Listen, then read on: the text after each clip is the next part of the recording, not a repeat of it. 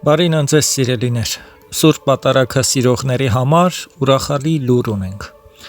Այսօր կլսեք Սուրբ Պատարագի մեկնության երրորդ մասը։ Երկու մասերով արդեն տեղադրել ենք բացատրությունները։ Այսօր կլինի երրորդ մասը եւ հավատացած եղեք, որ շատ հետաքրքիր է։ Հույս ունենք հետաքրքրությամբ եւ ամենակարևորը սիրով կլսեք եւ ոչ միայն կլսեք, այլ նաեւ կտարածեք, որպեսզի նրանք, ովքեր անտեղյակ են, նրանք էլ լսեն եւ հասկանան, թե ինչու ենք մասնակցում մենք Սուրբ Պատարագին։ Պատարագն ունի հատված, որը կոչվում է արդեն հավատացյալների պատարագ։ Պատարագի ընծաների եւ հավատացյալների պատրաստության այս ընթացքը մեզ բերում է պատարագի բուն խորհրդի կատարմանը, այսինքն հավատացյալների պատարագին։ Դարձյալ սարկավակն է հրամայական շեշտով ազդարարում. մի ոգ հերախայից, մի ոգ ի թերահավատից եւ մի ոգ հապաշխարողած եւ հանմաքրից, մեր ձեզցի հաստվածային խորուրց։ Թարգմանվում է. երեխաներից, այսինքն չմկրտվածներից, թերահավատներից, ապաշխարողներից եւ անմաքուրներից որևէ մեկը հանկարծ չմոտենա աստվածային խորհրդին։ Այստեղ շատերի մոտ հարց կառաջանա, թե ինչպես առանց ապաշխարելու կարող ենք գալ եկեղեցի եւ ինչպես առանց ապաշխարության մոտենանք Սուրբ Հաղորդությանը, որ ասվում է թե ապաշխարողներից։ Սա այդ ապաշխարության մասին չէ։ Հնում եւ այսօր էլ իհարկե լավ կլիներ, որ նրանք, ովքեր ծանր մեղք էին գործում եւ հենց այդ պահին թողություն չէին ստանում, ապաշխարության կարգի տակ էին դրվում։ Որոշ ժամանակով հեռացվում էին Սուրբ Հաղորդությունից եւ իրենց ապաշխարության այդ ընթացքը պիտի անցնեին, հետո նոր թույլ էր տրվում նրանց մոտենալ Սուրբ Հաղորդությանը։ Շարունակենք։ Ուրեմն սարկավակը պատվիրում է, որ չմկրտվածները, այսինքն երեխաները, ովքեր դեռևս չեն մկրտվել, որովհետև երեխաներ են կոչվում եկեղեցում ընդհանրապես բոլոր նրանք, ովքեր մկրտված չեն։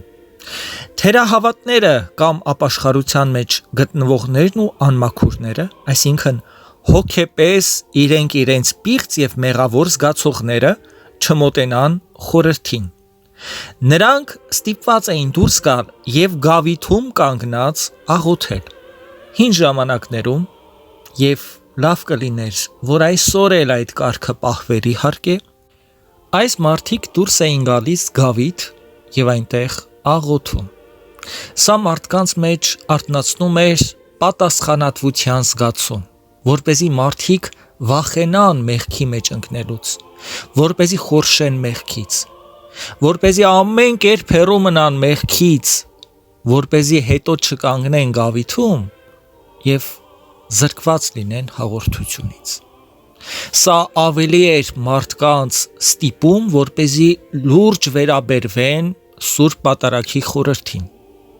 Ցավոք սրտի այսօր շատերը անգիտակցաբար մոտենում են Սուրբ Հաղորդությանը։ Շատերը անգամ չեն էլ պատկերացնում Սուրբ խորհրդի իմաստը, բայց ճաշակում են։ Լավ կլիներ, որ այս ավանդույթը, որ այս գեղեցիկ խորհուրդը վերականգնվեր եւ հստակեցվեր, թե Սուրբ Պատարագի ժամանակ ովքեր կարող են մոտենալ եւ ովքեր ոչ, որպեսզի շատ մարդիկ նաեւ անգիտությամբ չգնային եւ ճաշակեին Սուրբ Հաղորդությունը։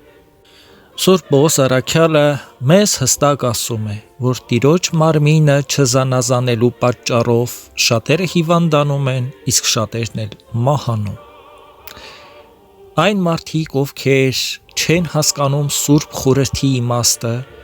ոչ թե պիտի առանց հասկանալու այնքան, որ սովորության համար գնան եւ մոտենան Սուրբ Հաղորդությունը ճաշակելու, այլ պիտի հետաքրքրվեն իմանան, եթե անգամ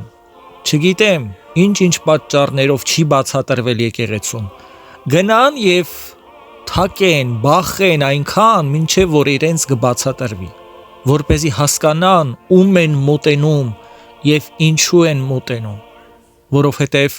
ըստ մեր սուրբ հայրերի բացատրության, անգամ հրեշտակներն են սարսափում սուրբ հաղորդությանը նայել, անգամ հրեղեն սերովբեները, անգամ քերովբեները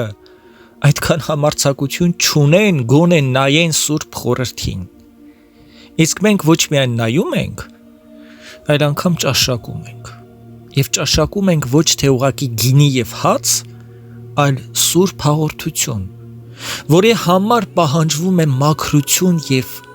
մաքրակենցաղ կյանք, հոգևոր մաքրություն ամենաառաջին հերթին, որպեսզի մենք ապրենք քրիստոնեավայել կյանքով, որովհետև մոտենալուց հետո մենք մեզ վրա մեծ պատասխանատվություն ենք վերցնում։ Ամեն ոք, ով մոտենում է սուրբ հաղորդությանը,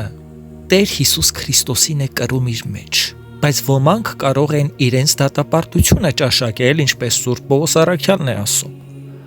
Եվ որպեսզի իրենց դատապարտությունը չճաշակեն եւ մենք ընդհանրապես չդատապարտվենք, հարկավոր է առաջնորդվել եկեղեցու քարոզով, հարկավոր է առաջնորդվել մեր հայրերի խորհուրդներով, ովքեր մեզ Սուրբ Գիրքն են բացատրել, թե ինչպես պիտի ապրի քրիստոնյան։ Կինը, որը մոտենում է հաղորդությանը, պիտի հետաքրքրվի սրբակենցաղ կանանց կյանքով, ինչպես են նրանք ապրել, այսինքն մեր սրբուհիների կյանքով, ինչ խոնարհություն են ունեցել, ինչպիսի հեզությամբ են ապրել։ Նույնը տղամարդը։ Եթե տղամարդը մոտենում է սուրբ հաղորդությանը, պիտի որպես տղամարդ հետաքրքրվի ընդհանրապես սրբակենցաղ մարդիկ, ինչպես են պատրաստվել սուրբ հաղորդությանը, եւ իր հնարավորությունների չափով ընդօրինակի։ Չենք ասում, թե հայրերի պես պիտի գիշեր-ցերեկ ճգնեք, անհնար է դա մեղավորներից համար, անհնար է դա այսօրվա քրիստոնյայի համար, սովորական հավատացյալի համար, բայց ինչ որ բաներ կարող ենք սովորել եւ պատրաստվել աղոթքով, պահքով, երկյուղով, եւ եկեղեցում կանգնած ոչ թե զրուցենք, եկեղեցում կանգնած ոչ թե թափառենք մտքով, այլ աղոթքով եւ երկյուղով պատրաստվենք մոտենալ ահեղ խորհրդին, որպեսզի իսկապես մեր Տեր Հիսուս Քրիստոսը մեր մեջ բնակվի եւ մենք նրանով փոխվենք, նրա խոնարհությունը սովորենք, նրա հեզությունը սովորենք, նրա կամքով ապրենք եւ ոչ թե հաղորդությունը ստանանք ու վերջին հեթանոսների նման ապրենք եւ դրսևորենք մեզ դրսում եւ անգամ եկեղեցում։ Նորից եմ կրկնում, չի կարող հաղորդությունը ճաշակող մարդը ապրել բոլորի նման, ինչպես դրսում են ապրում, ինչպես անհավատներն են ապրում։ Եթե դու եկեղեցի ես գալիս եւ յուրային ես անհավատների մեջ, ովքեր պատկերացում չունեն, թե եկեղեցին ինչ բան է, Սուրբ Պատարագն ինչ բան է, Սուրբ հայրերի խրատներն ինչ բան են, Սուրբ գրքի պատգամներն ինչ բան են, Աստվածային կամքը ինչ է մեզանից պահանջում, եթե այդ մարդկանց շրջապատում դու յուրային ես եւ գալիս ես եկեղեցի, այսինքն քեզ նորմալ են ընդունում, դու նրանց նման ես, անգամ իրենցից ինչ որ բաներ են քո մեջ տեսնում, ուրեմն դու էլ դեռևս քրիստոնյա չես։ Ուրեմն դու էլ այն սրով բաժանված չես աշխարից, որի մասին Տեր Հիսուս Քրիստոսն ասում է, թե սուր եմ բերել աշխարհ եւ ոչ թե խաղաղություն։ Չի կարող խաղաղություն լինել չարի ու բարու միջև։ Պատերազմ է եւ Տեր Հիսուս Քրիստոսը սրով բաժանել է ճիշտն ու սուտը։ Բայց եթե ստի մեջ ապրողը քո մեջ տեսնում է իր սուտը, որ դու էլ այդ ստով ապրում ես, ուրեմն դեռևս դու լիարժեք քրիստոնյա չես։ Եթե ձեզ այս աշխարհի գայթակղությունները դեռևս հրապուրում են, ինչպես որ Սուրբ առաքյալն է ասում, որ այնինչ աշխարհից է հորից չէ եւ հորսերը դրա մեջ չկա, որովհետեւ այդ ամենը գայթակղություն է։ Եթե այդ ամենը ձեզ գրավում է, այսինքն այսօրվա թեկուս հայտնիների ապրելակերպը, այդ հագ ու կապը, ճոխ ուտելիք, հանգստյան վայրեր, աշխարհն իր ամեն գայթակղություններով եթե ձեզ գրավում է, ուրեմն դուք դեռևս չեք ճանաչում Տեր Հիսուս Քրիստոսին եւ դա ուղղել է պետք։ բայց ուղղել կարելի է միայն կրթվելով, սովորելով եւ հոգեվոր ջանքերով։ Անցնենք առաջ։ Այն պահին, երբ այդ բոլոր մարդիկ դուրս էին գալիս, ովքեր չէին կարող հաղորդվել, եկեղեցու դռներն էլ փակվում էին, եւ դրսի անմաքուրների ու մեղավորների հետ ամեն հարաբերություն դադարում էր, որպեսզի ներսինները միախորուրդ եւ միահավատ, մեկ սիրտ եւ մեկ հոգի իբրև հավատի միավոր կարողանային արժանանալ աստվածային խորհրդի տեսությանն ու սուրբ հաղորդությանը։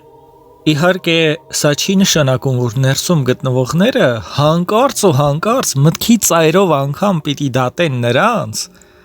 ովքեր դրսում են եւ իրենց ավելի լավը համարեն։ Ոչ, ընդհակառակը,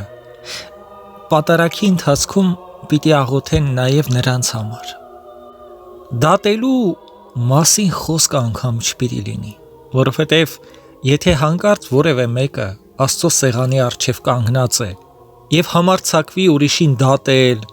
ուրիշին վատաբանել, ինքն իրեն մեծարել, դա իհարկե արդեն մեղք է։ Իհարկե այդպեսին չպիտի մոտենա ուրեմն Սուրբ հաղորդությանը, որովհետև Տերը ասում է, որ պիտի եղբորդ հետ հաշտ լինես, չպիտի ողակալ լինես։ Եթե ողակալ լինելով հանդերձ, դատելով հանդերձ որևէ մեկը համարձակվի մոտենալ Սուրբ հաղորդությանը, ապա հետևանքները կարող են ցավալի լինել։ Դատապարտելի է մեղքը, բայց մարդուն դատելը Աստծո գործն է եւ ոչ թե մեր։ Այսօր, ինչպես ասեցի, այլևս այդ արգելքը չկա եւ դուրս գալու սովորությունը վերացվել է դժբախտաբար։ Սարգսակի խոսքերն այսօր պարզապես ազդարարում են եւ մեր ուշադրությունն են հրավիրում, քանի որ մոտենում է Աստվածային մեծ պահը։ Այս դուրս գալու սովորությունը դարձյալ հին ուխտից է գալիս, ինչպես Մովսեսն էր պատվիրել, որ անմաքուր մարդիկ բանակից դուրս գային, ինչպես որ գրված է Թվոց գրքում, որպեսզի չպղծեն իրենց բանակը, որոնց մեջտեղում ես եմ բնակվում։ Այդ պատճառով էլ միշտ ասել ենք, որ նոր ուխտի սովորությունները լավ հասկանալու համար պետք է լավ սերտած լինենք հին ուխտը, որովհետև հին ուխտը նոր ուխտի հիմքն է։ Ինչպես Սուրբ Օգոստիանոսն է ասում, հին ուխտը վկայում է նորի մասին։ Նորի մեջ բովանդակվում է հինը, այսինքն առանց հնի չէր լինի նորը։ Առանց հնի չենք կարող հասկանալ նորը, եւ առանց նորի հինը իհարկե օգուտ չէր տա որևէ մեկին։ Եվ դրա համար է մեր Տեր Հիսուս Քրիստոսն ասում հետևյալ խոսքերը. Հետևաբար, երկնքի արքայության աշակերտած ամեն դպիր նման է հարուստ մարդու, որն իր գանձատուփում ունի թե նոր եւ թե հին գանձեր։ Ըստ մեր հայրերի մեկնության, սա հենց դա է նշանակում, այսինքն նոր ուխտը եւ հին ուխտը, եւ ամեն մեկը, ով որ երկնքի արքայությանն է աշակերտում, պիտի ունենա թե հնից, թե նորից, որովհետև առանց մեկը մյուսի չի լինում։ Հաջորդ մասը կոչվում է վերաբերում։ Այժմ սկսվում է պատարագի երկրորդ մասը, որը բուն սուրբ խորհուրդն է։ Դպիրները խորհրդավոր ձայնով եղանակում են, մարմին տերունական եւ արյուն փրկչական եւ այլն։ Այս խոսքերով դպիրներն արդեն ասում են մեզ, թե ինչ խորհուրդ է պատրաստվելու, թե ինչ զոհ է մատուցվելու։ Տերունական մարմինն ու փրկչի արյունն է, որ ահա հայտնվում է մեր առջև, երկնքի հրեշտակներն անդադար երգում են եւ ասում. Դու սուրբ եւ զորությունների Տեր ես։ Այս պահին Սարգսակն ուղղվում է դեպի խորհրդանոցը, որպեսզի դուրս հանի պատարագչի կողմից նախապես ծածկաբար պատրաստված սուրբ սկիհը։ Սուրբ սկիհը վերաբերողը միայն քահանան է լինում, կամ ավագ Սարգսակը, որ սկզբում խնկարկում է սուրբ սեղանին, լուր ասելով. «Ողորմիր ինձ Աստված Սաղմոսը»։ Համբուրելով սուրբ սեղանն ու պատարագչի աջը, դառնում է դեպի խորհրդանոցը, սրբատունը, եւ խնկարկում է սկիհը մինչեւ որ ավարտվի սույն սաղմոսը։ Բուրվարը տալիս է մեկ այլ սարկավակի եւ ինքն էլ համբուրելով Սուրբ Խորհուրդը վերցնում է ու վեր է բարձրացնում այն երեսը դեպի հյուսիս, լրելյային ասելով. Հարևու եհար ըսխորան յուր, եւ ինքն որպես փեսա, զիելանե հարագաստե յուրմե, ցնծանա որպես հսկա ընթանալ ըս ճանապարհս յուր։ Սաղմոսի այս բառերը թարգմանվում են այսպես. Արևի համար նա կանգնեցրեց իր վրանը, իսկ ինքը հարագաստից ելնող փեսայի նման է, ու սա ուրախանում է հսկայի նման, որ իր ճանապարհը վազելով է գնում։ Եվ ապա դեպի արևելք դառնալով ասում է Սաղմոսի հետևյալ բառերը. Ճանապարհ բացեք նրա համար, որ երկինքների երկնքում արևելյան կողմում է նստում։ Եվ կենդանություն տվող երրորդությանը երեքսրբյան օրհնություն են մատուցում։ Այս միջոցին քահանան բազկատարած երկար աղոթք է արտասանում, ծածուկ խնդրելով Աստծուց, որ իր միտքն ու հոգին սրբի ամեն տեսակ պղծություններից եւ իրեն արժանի անի Աստծո ծառան լինելու եւ Սուրբ Խորհրդի ինծաները, այսինքն Հիսուս Քրիստոսի մարմինը եւ արյունը նրան մատուցելու։ Սրբասացության կեսին, երբ քահանան իր աղոթքն արդեն վերջացրած է լինում, դառնում է սարկավակին, որն իրեն է մոտենում քողարկված սկիհը բարձր բռնած։ Քահանան սեղանը եւ սկիհը խնկարկելուց հետո սարկավակի հետ փոխեփոխ երկու անգամ ասում է հետևյալ սաղմոսը։ Նախ սարկավակն է ասում. Ալելույա, ալելույա, համբարձեք իշխանքս դրունց ձերի վեր, համբարձին դրունք հավիտենից եւ մտցե թագավոր փառած։ Թարգմանվում է.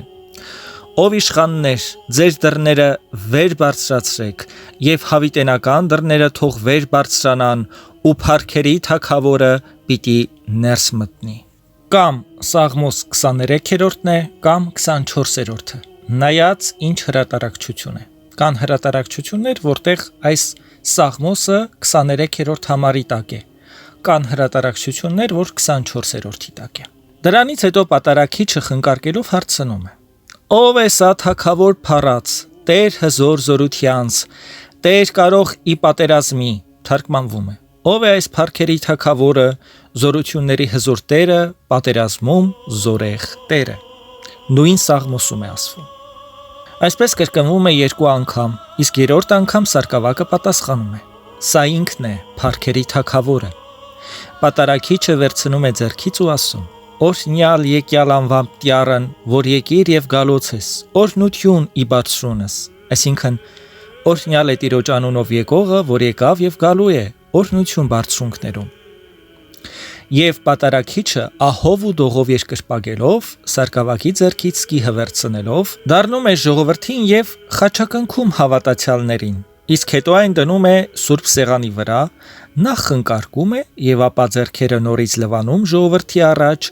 Սաղմոսից համար ասելով.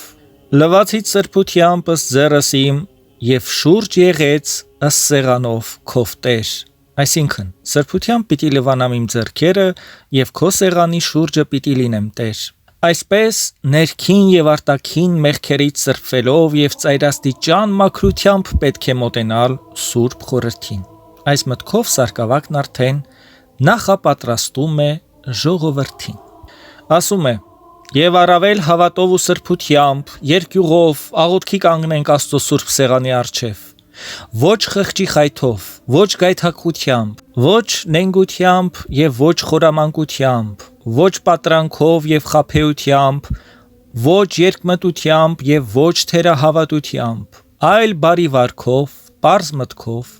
միամիտ սրտով եւ կատարյալ հավատով, սիրով եւ ամեն տեսակի բարեգործություններով լցված աղոթքի կանգնենք Աստծո Սուրբ Սեղանի առջև, որպեսզի ընդունենք նրա ողորմության շնորհը մեր Տեր ու Փրկիչ Հիսուս Քրիստոսի հայտնության եւ մյուս անգամ գալստյան օրը։ Թող նա ողորմի եւ ապրեցնի մեզ։ Սուրբ Ներսես շնորհալի հայրապետը պատարագիչ քահանաներին պատվեր է տալիս. Մաքուր հոգով, սուրբ սրտով, անարատ հավատով, մեծ հույսով, պարզ մտքով, ահ ու դողով սպասավորեցեք Աստվածային խորհրդին։ Ինչպես որ ջուրն է անցնում խողովակից, դուք էլ այդպես չանցնեք ձեր արած աղոթքների խորհրդավոր խոսքերի միջից, լինի սաղմոս, լինի ընթերցում, լինի պաշտոներգություն, լինի սուրբ պատարագի քահանայական աղոթք եւ այլն, այլ հասկանալով եւ եթե կարելի է արցունքով ու երկյուղածությամբ, իբրև թե դուք ձեր մտքից ու սրտից նոր եք բխեցնում դրանք։ Այդ պահին սկսվում է բուն պատարագը, այսինքն Տեր Հիսուս Քրիստոսի մարմինը եւ արյունը որպես զոհ մատուցելու մեծ խորհուրդը։ Քահանան իր ձեռնամատ ձեռքերը սկիհի վրա դրած աղոթում եւ օրհնում է նշխարն ու գինին։ Զոհի վրա ձեռք դնելը հին ուխտից է գալիս, ինչպես Մովսեսն էր պատվիրել, որ երբ պատարագի ողջակեզ բերեին խորանի դրան առջև, քահանան ձեռքը նրա գլխին պիտի դներ, որպեսզի այն իրեն քավություն լիներ։ Հետո սկիհի ծածկոցը կես չափով բացվում է եւ բարձրաձայն աղոթք ասվում, շնորհոք եւ մարդասիրությամբ եւ այլն։ Խաղաղություն է տալիս ժողովրդին եւ ձեռնամած մի քիչ աջ թեքվում հայացքը հառած սկիհին։ Ահա եւ երրորդ մասը վերջացրեցինք մեր բացատրությունների սիրելիներ։ Հաջորդ անգամ կխոսենք պատարագի արդեն մյուս մասերի մասին։ Հնարավորինս մանրամասնորեն բացատրում ենք սուրբ պատարագի իմաստն ու խորհուրդը։ Ովքեր լսեն բոլոր մասերը եւ հասկանան, հիշեն, պատարագի ընթացքում երբեք մտքով չեն թափառի ուրիշ տեղ։ Չեն ասի, թե չենք հասկանում, բացատրող չկար։ Ահա ամեն բան բացատրվում է։ Ամենայն մանրամասնությամբ ամեն բան բացատրվում է։ Մնում է լսեք, յուրացնեք, հավատաք եւ հավատով մասնակցեք սուրբ պատարագներին։ Աստված օրհնի բոլորիդ։